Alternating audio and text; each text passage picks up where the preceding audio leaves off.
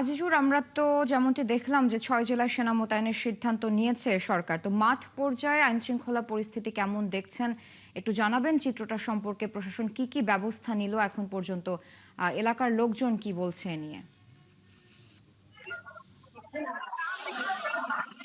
সারা আপনি যেমনটি বলছিলেন আসলে গোপালগঞ্জ সহ যে ৬টি জেলায় সেনা মোতায়েন করা হয়েছে, আমরা গোপালগঞ্জ শহরের বিভিন্ন জায়গায় ঘুরে দেখেছি।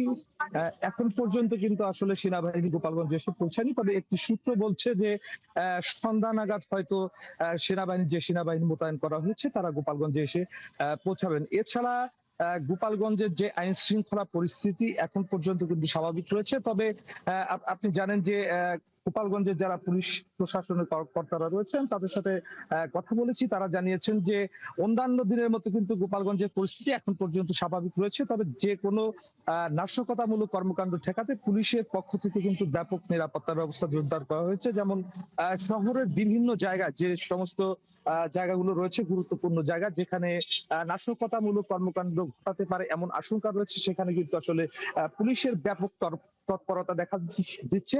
এছাড়া সাদা পোশাক সহ গোয়েন্দা সংস্থার যারা রয়েছেন তারা কিন্তু বিভিন্ন জায়গায় আসলে টহলে রয়েছেন। এমনটি কিন্তু পুলিশ প্রশাসনের পক্ষ থেকে আমাদেরকে জানানো হয়েছে। তবে সাধারণ মানুষ যারা তারা যাদের সাথে কথা বলার সুযোগ হয়েছে তারা কিন্তু আসলে বিষয়টি নিয়ে প্রশাসন যেভাবে ভাবছে হয়তো সেভাবে তারা ভাবছে না। সাধারণ মানুষ কিন্তু ভিন্ন ভাবছে।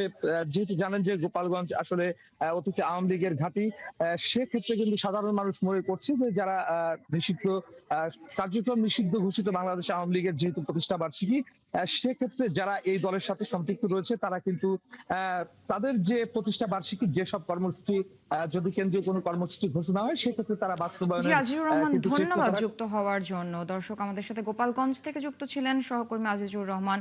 কার্যক্রম নিষিদ্ধ আওয়ামী লীগের প্রতিষ্ঠা বার্ষিকী ঘিরে গোপালগঞ্জে প্রশাসন সেনাবাহিনী মোতায়েন করেছে, সেখানকার আইন শৃঙ্খলা পরিস্থিতির খবর জানাচ্ছিলেন তিনি আমাদের।